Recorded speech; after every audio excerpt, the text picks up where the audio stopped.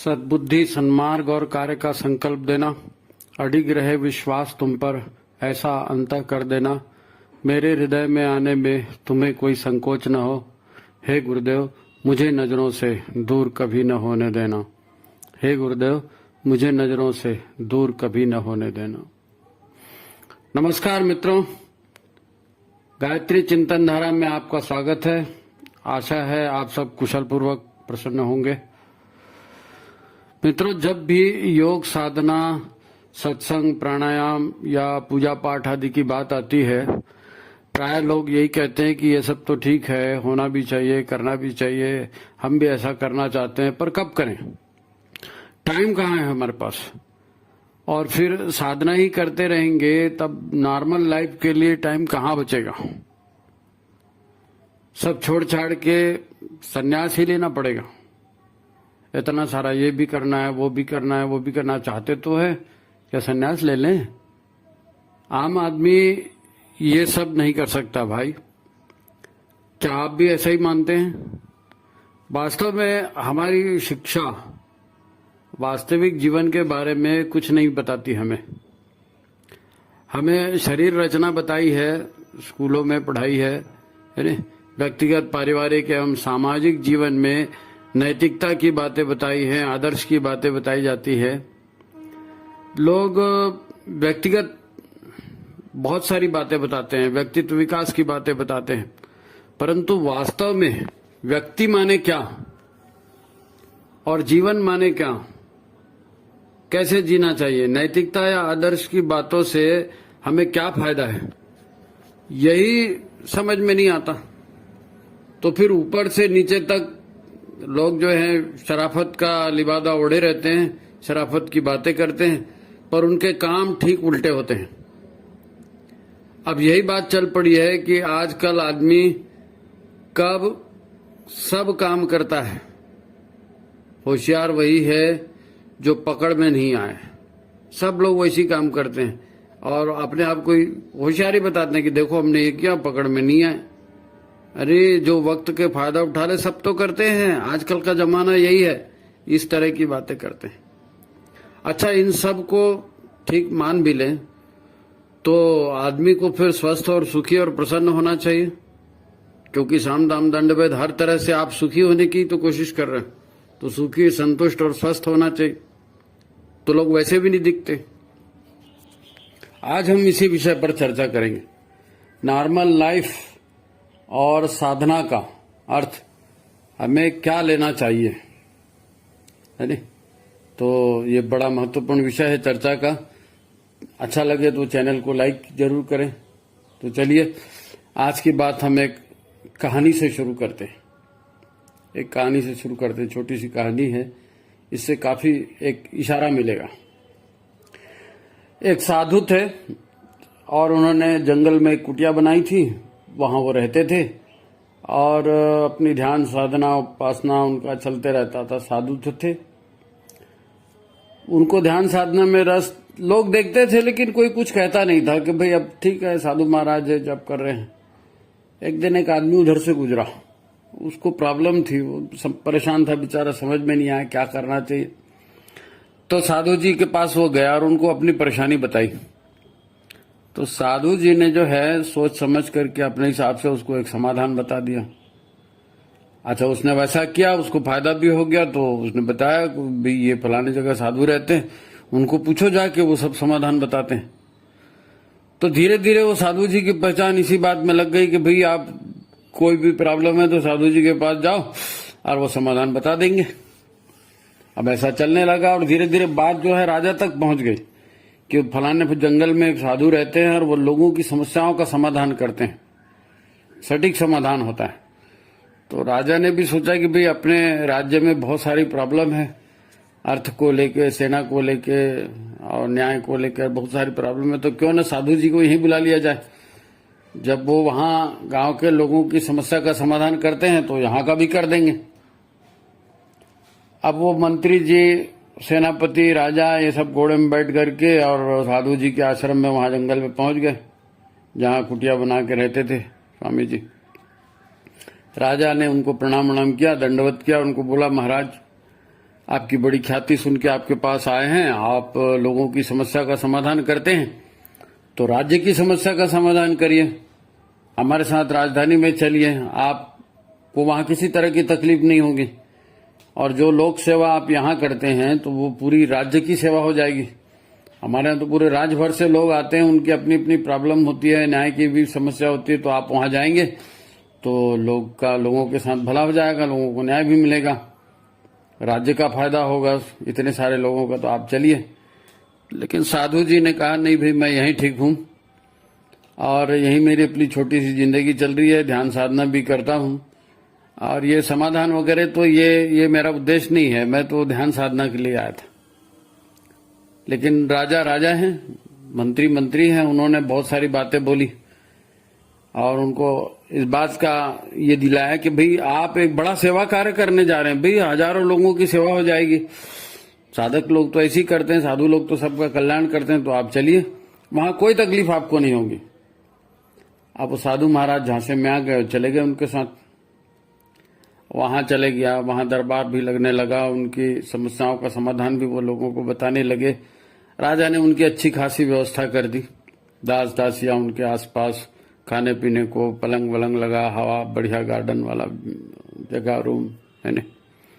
तो साधु जी जो है धीरे धीरे उनको भी अच्छा लगने लगा, गद्दे में सो रहे हैं, बढ़िया खुशबूदार है ना माहौल है, बढ़िया पंछी चहचहा रहे हैं, फूल खिले हुए हैं और खाने को समय पर और तरह तरह के व्यंजन। तो उन्होंने कहा भगवान की यही इच्छा होगी। वहां मैं जंगल में था, लोगों का काम कर रहा था, तो भगवान ने शायद प्रसाद दिया है कि चल भाई तू आराम से भी रह ले और लोगों को भी आराम से रहने दे। अब धीरे धीरे धीरे जो है साधु को वहां पर आदत लग गई उनकी, है नी, मेवा में स्थान खाना, वो जो भी चाय शरबत जैसा भी वहां व्यवस्था होगी, वो आदत लग गई साधु को। अब धीरे धीरे साधु जी जो है लोगों के बीच में थे, तो राजा क्या करता है, मंत्री क्या करते हैं, लोग क्या करते हैं, ये सारा दिन उनके दिमाग में चलते रहता था। तो उनको लगा कि भाई मैं बहुत बड़ा काम कर रहा हूं और भगवान ने मेरे को पुरस्कार दिया है। एक दिन क्या हो गया, साधु महाराज वहां से गायब हो गए। साधु महाराज गायब हो गए तो राजा ने खोज शुरू की, पुलिस सिपाहियों को भेजा। अच्छा, गायब भी हो गए तो ऐसा नहीं, रानी जी का हार और उनके जेवर जायदाद और पोटली वो पूरी गायब थी। तो साधु महाराज उसको लेके चंपत हो गए। अब चंपत हो गए तो कहाँ जाते हैं, सब जगह तो पुलिस पकड़ने का डर था, तो जंगल में चले गए और चलते चलते चलते बहुत थक गए, तो एक झाड़ के नीचे बैठ गए पोटली लेके और सुस्ताने लगे। अब उनको भूख लगने लगी, इतने में ऊपर से एक फल गिरा। अब साधु महाराज ने उस फल को खाया, फल तो अच्छा था, उसको खाया तो स्वाद भी आया उनको, लेकिन थोड़े देर बाद उनकी तबीयत खराब होने लगी। वो फल जो है वो जड़ी बूटी वाला था, कुछ अब जरूरत नहीं है और फिर भी आप जड़ी बूटियां खाओगे तो कुछ तो प्रॉब्लम होगी। तो साधु जी को वहां तबीयत खराब हो गई। अब उनसे चलते ना बने, कुछ करते ना बने, पानी वानी था नहीं, तो 3-4 दिन वहीं भूखे प्यासे पड़े रहे, उसी में कोई रास्ता नहीं सूझा उनको। तो 3-4 दिन जब पेट खाली रहा तो उनके दिमाग में आया कि मैं कहाँ फंस गया यार, अच्छा खासा जंगल में तपस्या कर रहा था, वो राजा के यहाँ चले गया, नहीं मालूम क्या क्या आदत लगा दी, अब यहाँ आया तो कौन सा फल था मैंने खा भी लिया, फंस गया। तो नहीं जाता राजा के यहाँ तो ज्यादा अच्छा था। फिर इतने दिन की साधना थी, तो मन जब निर्मल हुआ भूखे रह के, तो उनको लगा कि नहीं ये ठीक नहीं है, भले लड़खड़ाते धड़खड़ाते कैसे भी हो राजा के पास जाते हैं, उनकी धन संपदा वापिस करते हैं। अब वो लड़खड़ाते राजा के पास गए, धन संपदा वापिस की राजा की, उनको कहा माफ करना गलती हो गई और ये सब का मैं आदी नहीं था, लेकिन यहाँ आकर के रहा तो मेरी आदत बदल गई और ये वृत्ति घुस गई तो मेरे से अपराध हो गया। तो राजा ने कहा नहीं कोई बात नहीं, अब आप आए हो तो आप सावधान हो जाओ, है नहीं, अब ये अपराध दोबारा मत करना, कम से कम जनता की सेवा हो जाएगी, हमारे गहने गहने तो मिल ही गए, आप पुण्यात्मा हो, रुक जाओ। साधु ने कहा नहीं अब मैं नहीं रुकूंगा और वो चले गए। अब ये कहानी है और ये कहानी हमको ये बताती है कि हम साधन सुविधा के लोभ में ऐसे वातावरण अपने चारों ओर बना लेते हैं कि हमारा मूल व्यक्तित्व उसमें खो जाता है नहीं? आप भी अनुभव करते होंगे, पहले हम सब गांव में रहते थे, गांव से ही तो शहर में आए ना। और आज भी गांव की चर्चा होती है कि वहां शादी ब्याह होती है तो पूरा गांव एक साथ आता है, कोई पर्व आता है तो पूरा गांव एक साथ आता है, सब एक दूसरे के चाचा मामा भावा मैं पिताजी बाबूजी ऐसा सब एक दूसरे को बोलते हैं, बड़े प्रेम से रहते हैं। लेकिन शहर में आ जाते हैं तो टीवी के संपर्क में आ जाते हैं, तो कॉलोनी में आ जाते हैं, सोसाइटी में आ जाते हैं, फ्लैट में आ जाते हैं, तब वही गांव के आदमी है, वही गांव की दिनचर्या वाले यहाँ आकर के फिर पर्दे लग जाते हैं, सोफा लग जाता है, घर के लोगों के कपड़े बदल जाते हैं, है ना, हैप्पी बर्थडे मनाना शुरू कर देते हैं, और नहीं जाने क्या क्या जो वहां नहीं करते थे वो सब यहाँ शुरू कर देते हैं। और उसके बाद क्या होता है, उस माहौल में रहते रहते हम खुद बदल जाते हैं, है ना। इसका अर्थ हमको समझना पड़ेगा। तब सार क्या निकला? सार ये निकला कि हम क्या कर रहे हैं, इसका परिणाम क्या हो सकता है, इस पर विचार होना चाहिए, है ना। दरअसल नॉर्मल लाइफ की सफलता का अनिवार्य तत्व साधना ही है भाई। नॉर्मल लाइफ की सफलता, नॉर्मल लाइफ यानी क्या है ना। और साधना, जैसे कोई भी गाड़ी होती है ना, तो गाड़ी में हैंडल भी होता है, ब्रेक भी होता है, ताकि आप गाड़ी को कहीं मोड़ सकें, उसकी गति को रोक सकें। तो ऐसा हैंडल और ब्रेक हमारे लाइफ में भी होना चाहिए। तो लाइफ में हैंडल लगाना, ब्रेक लगाना और कब क्या करना है उसको जागरूक रहना, ये साधना का विषय है नहीं। बिना ब्रेक के, बिना हैंडल के गाड़ी नहीं चलाई जा सकती। उसी प्रकार अपने मन और मन की इच्छाओं पर विवेकपूर्ण नियंत्रण ये जरूरी है। अब भोगों का पूरा वातावरण बन जाता है, धीरे धीरे वो आदमी उसी के प्रभाव में आ जाता है, तो फिर मन और मन की इच्छाओं पर विवेकपूर्ण चिंतन नहीं हो पाता, विवेकपूर्ण नियंत्रण नहीं हो पाता। तो साधना क्या है? साधना ये है कि हम अपने मन और अपनी कामनाओं पर विवेकपूर्ण नियंत्रण रखें, सतत जागरूक रहें। हम क्या सोच रहे हैं, कैसे क्या व्यवहार कर रहे हैं, इसका परिणाम क्या होगा, है नी। इसके ऊपर जागरूक रहकर ध्यान देना, यही तो साधना है। साधना का पहला चरण है। साधना का दूसरा चरण है अपने भीतरी सामर्थ्य और भीतरी क्षमता का विकास। भीतरी सामर्थ्य और भीतरी क्षमता का विकास, पहले तो जो है उसी को मेंटेन किया जाए, और दूसरा अपनी क्षमता को बढ़ाया जाए। ये भी साधना है नी, यह भी साधना है। तो यहां पर भी नॉर्मल लाइफ को बेहतर बनाने की ही बात है। जब आपकी ऊर्जा बढ़ेगी, आपकी क्षमता बढ़ेगी, तो आप लाइफ अच्छे से जी सकेंगे। तो साधना जो है ये लाइफ का अनिवार्य अंग है। देखो, मन से ही सब कुछ होता है ना, और मन पर अगर आप नियंत्रण नहीं रखोगे तो आप कैसे सफल होगे। एक विद्यार्थी है, पढ़ाई कर रहा है, टीवी चल रहा है, तो वो क्या करे? टीवी देखे कि पढ़ाई करे, है नहीं। कहीं खा रहे हैं तो ज्यादा खा लें, अच्छा लग रहा है तो मन पर विवेकपूर्ण नियंत्रण जरूरी है, और यही साधना है। साधना कोई अलग से नाक कान पकड़ के बैठना, वही साधना थोड़ी है। साधना तो यहां से चालू हो जाती है, मन पर नियंत्रण ही साधना है। भगवान की साधना नहीं होती, अपने आप की साधना होती है। अपने आप की साधना का मतलब अपनी शरीर की आदत को सुधारना, अपने मन की आदत को सुधारना। जब वो सुधरेगा तो उसमें परफेक्शन आएगी, एक्यूरेसी आएगी, है नी। अब एक बात ध्यान से सुनिए, है नी। जैसे हम आहार खाते हैं, तो आहार सिर्फ पेट भरने की चीज नहीं है, वो आहार के साथ संस्कार भी आते हैं, सूक्ष्म ऊर्जा संस्कारों की, है नी, निगेटिव या पॉजिटिव ऊर्जा। क्योंकि किस जगह वो अन्न पका है, किसने पकाया है, किस तरह की कमाई। अब राजा के यहाँ साधु ने उनको कहा ना कि भाई मैं यहाँ आ गया रहने के लिए, अब आप जो है बेदर्दी से टैक्स वसूल करते हो और लोगों पर अनाचार करके पैसा इकट्ठा करते हो, और वो सारा पैसा उसी से खाया हुआ अन्न मैंने खाया, तो मेरा भी दिमाग भ्रष्ट हो गया। भ्रष्टाचार से आया हुआ धन, भ्रष्टाचार से आया हुआ भोजन खाया तो मेरा भी दिमाग खराब हो गया। तो ये बात हमारे व्यक्तिगत जीवन में भी होती है। है नहीं, कहाँ से आ रही है, कैसे आ रही है, फिर वो अच्छा आहार में सिर्फ ये खाना शामिल नहीं है, आहार में वो सब शामिल है जो हम इंद्रियों से भोग करते हैं। आप कान से सुनते हैं, आंखों से देखते हैं, मुंह से बोलते हैं, है नहीं, बहुत सारी चीजें हैं जो बाहर से आप इनपुट शरीर में होते रहता है। कैसा पानी पी रहे हैं, कैसे प्रवचन सुन रहे हैं, कैसी फिल्में देख रहे हैं, वो सब अंदर जा रहे हैं, वो आहार है। अब ये सारी चीजें अंदर जाएंगी तो मन को ही प्रभावित करेंगे, है नहीं। दूषित अन्न भी, दूषित विचार भी, दूषित खान पान भी, ये सब किसको प्रभावित करता है? मन को। मन जब उससे प्रभावित होगा तो आप अपने टारगेट को कैसे अचीव करोगे? एक विद्यार्थी है, एक नौकरी पेशा व्यक्ति है, एक महिला है, घरेलू काम करती है ना, वो उसको सबको अपना टारगेट पूरा करना होता है। अब मन में दूसरी बातें आ जाएगी तो आप क्या करोगे? उसकी इच्छा को पूरी करोगे मन की, तो बाकी छूटने लगेगा, तो वो भसक जाएगी लाइफ। ऐसे ही होता है।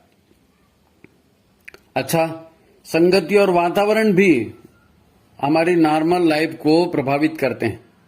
आप गांव से शहर में आ जाते हैं, संगति बदल गई, वातावरण बदल गया, तो लाइफस्टाइल बदल जाती है ना, बदल जाती है। गांव का रहने वाला आदमी शहर में आके और ज्यादा मॉडर्न दिखाने की कोशिश करता है अपने आप को। ये सब संगति और वातावरण का असर है। इन सारी बातों पर विवेकपूर्ण नियंत्रण ये साधना है, ये नॉर्मल लाइफ का आवश्यक तत्व है। साधना नॉर्मल लाइफ का आवश्यक तत्व है। आप अगर बदल जाओगे और आपके व्यवहार अगर खराब हो जाएगा तो उसका असर आपके ऊपर भी पड़ेगा। साधना मतलब ऐसा नहीं कि किसी देवी देवता के सामने बैठ गए और घंटों बैठ गए और ये फूल चढ़ा रहे हैं, वो फूल चढ़ा रहे हैं, वो माला घुमा रहे हैं, वो साधना नहीं है। साधना जीवन साधना की बात हम कर रहे हैं। वो कर सकते हैं तो उसका अलग विधान है, पूजा पाठ का अलग विधान है, जाप का अलग विधान है, वो उसके विधि से करेंगे तो उसका परिणाम निकलेगा। लेकिन सामान्य जो उसको साधना कहते हैं, आप मत सोचो कि हमको साधना नहीं करनी है या हमारे पास साधना के लिए समय नहीं है। अरे आप जी रहे हो ना, तो जो भी काम कुशलता से कर रहे हो करना है। योगा कर्मसु कौशलम, किसी भी काम को आप कुशलता से करिए, अपना स्वार्थ उसमें मत घुसेड़िए, लोगों का हित भी उस ध्यान में रखिए, तो बस है ना, साईं इतना दीजिए जामे कुटुंब समा, ये साधना ही तो है। तो ये तो जागृति में रहने की, होश में रहने की बात है। जागृति में होश में रहेंगे तो एक्सीडेंट नहीं होगा, है नहीं। मन तो कहेगा कि आराम करो, मन तो कहेगा मनोरंजन करो, है नहीं। मन जो है ये सब बातें मेहनत कर रहे हैं, यहां भाग दौड़ कर रहे हैं, वो सब फालतू है, शॉर्टकट में होता है। देखो पड़ोसी ने किया तो हम भी करने, ऐसा मन कहता है। तो ये सब नॉर्मल हमको लगता है कि सब लोग कर रहे हैं। आज की नॉर्मल लाइफ की मूल बात क्या है? मूल बात यही है कि भ्रष्टाचार हो रहा है, खाना पीना हो रहा है, पार्टियां हो रही हैं, हैप्पी बर्थडे हो रहा है, कपड़े तरह तरह के आ रहे हैं, गाड़ियां तरह तरह की आ रही है, ये सब नॉर्मल है। जरा सा कोई आदमी पैदल चले तो उसको कह देता है, क्या आदमी पैदल जाने की क्या जरूरत है, गाड़ी ले जा, तेरी नहीं तो मेरी ले जा भाई। ये सब आपको बोल बोल के आपकी आदत खराब करने वाली बात।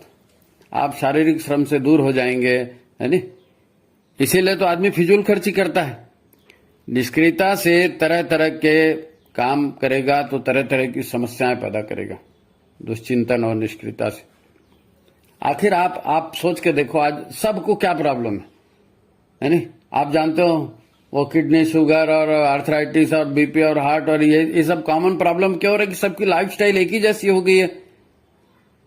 गांव में थे तो कुछ नहीं होता था, अब तो गांव में भी होने लगा, वहां की भी लाइफ ऐसी होने लगी। लेकिन पशु पक्षी आचरण करते हैं, उनको तो ये सब नहीं होता है, हमको होता है। क्यों?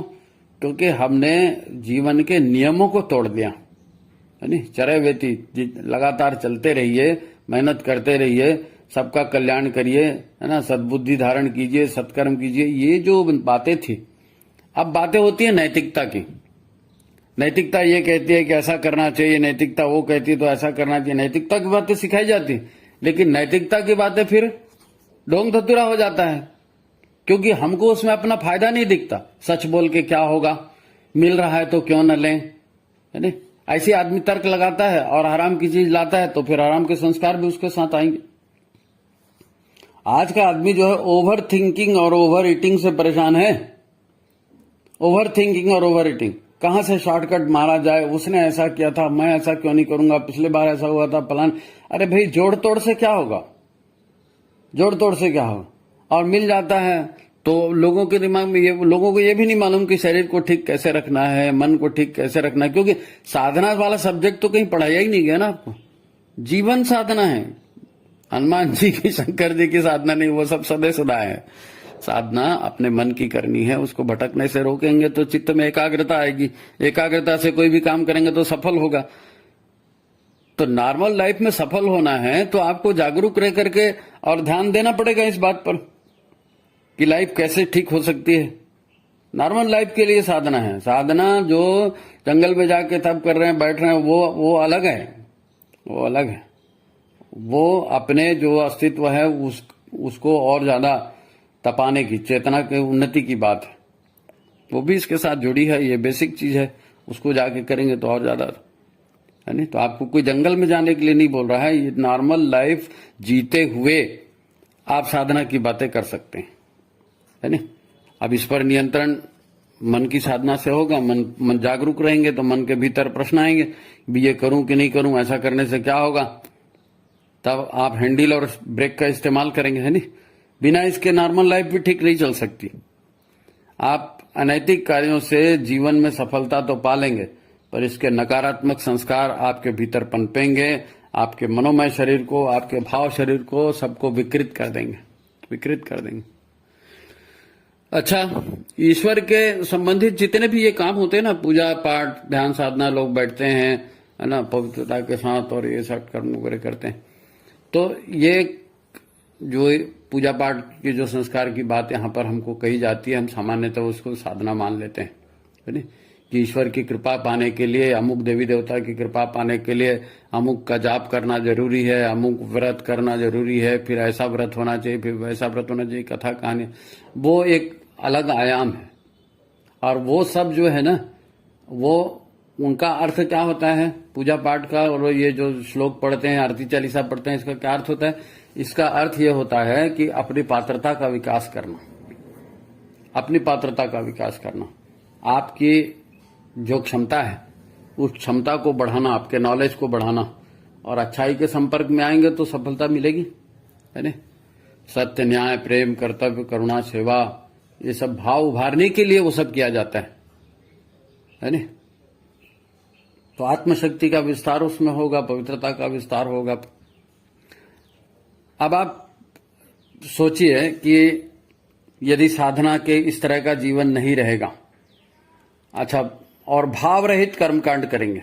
अब मान लो कर्मकांड आप कर रहे हो, पूजा पाठ भी कर रहे हो, देवी देवता को भी ले आए अपने घर में, मूर्ति फोटो ले आए और कर रहे हो, और आपकी भावना उसके साथ नहीं जुड़ी है, तब योग तो यही है ना, योग कर्मसु कौशलम। तो कुशलता से पूजा पाठ भी भावना सहित होना चाहिए। भावना रहित हो गया तो फिर नहीं बनेगा, है ना।